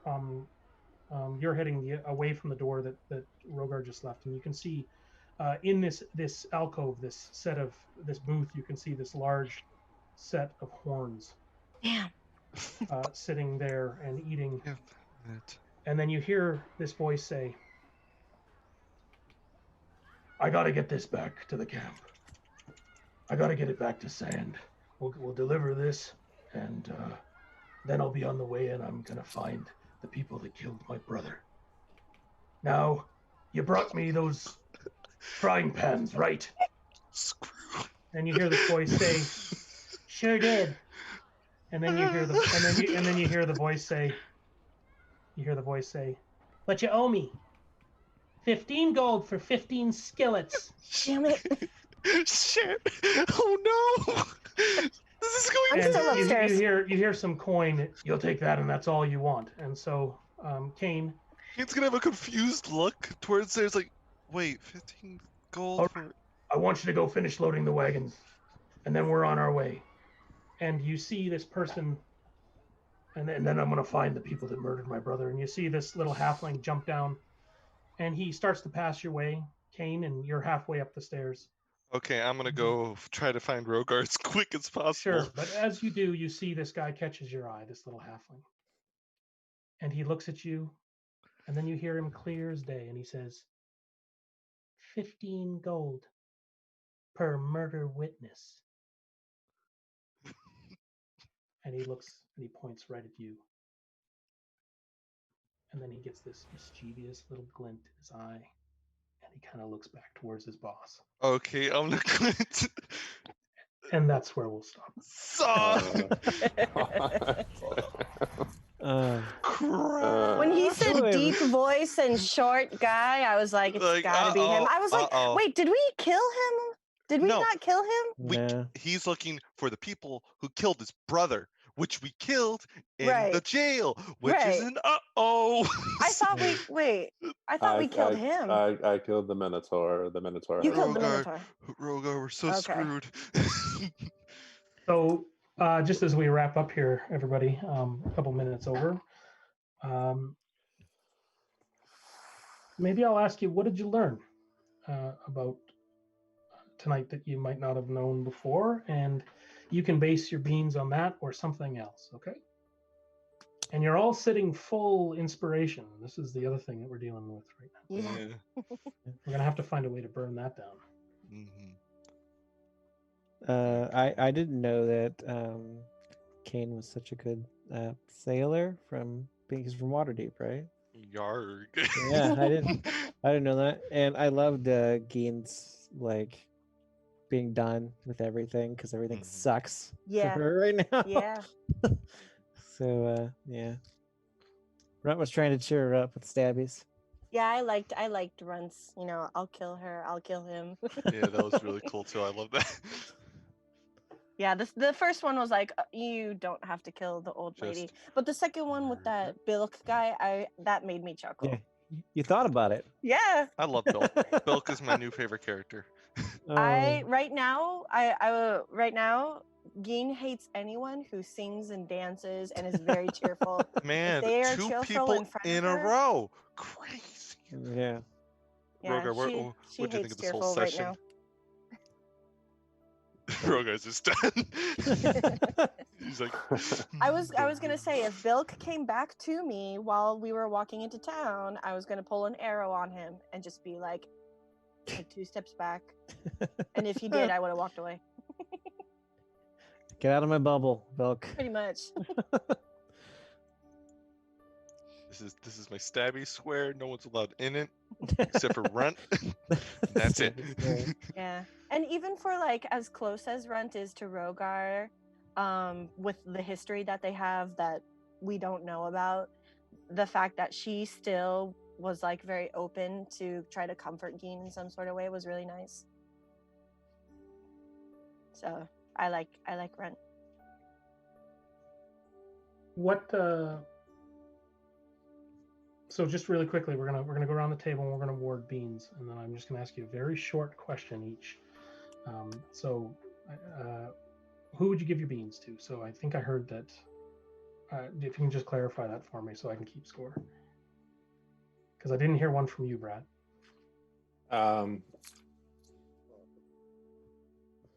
Runt's desire to be the only humor that we had tonight. Yeah. Okay.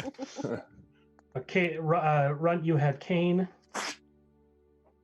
and Kane, you had Gein, Mhm. and Gein, you had. I have Runt because like even though at the beginning she was still very like quiet and didn't really use her voice as much. The fact that she was open to going up to Molly and interacting with her, even though threatening to stab her for my sake. Just the fact that it seems like she's opening up more, even like talking to the tavern guy, using her voice to be like, what's the strongest drink you got? So I like that Runt seems to kind of be opening up a little bit more. Last question, and then we're already 6 minutes over, so we'll make this kind of fast. But what's the one question that's on each of your characters' minds that you need to have answered in the next few sessions? Pop quiz. Why a priest of Shantia? Okay. Where's this werebore? And how do I kill him? That's what I'm thinking. Okay. Got one that's going to take like 10 sessions, but the one for a few sessions is going to be what kind of murders is happening in this town. Mm-hmm. Mine is, when is the next new moon, and why didn't Goro tell me that Clara knew him and made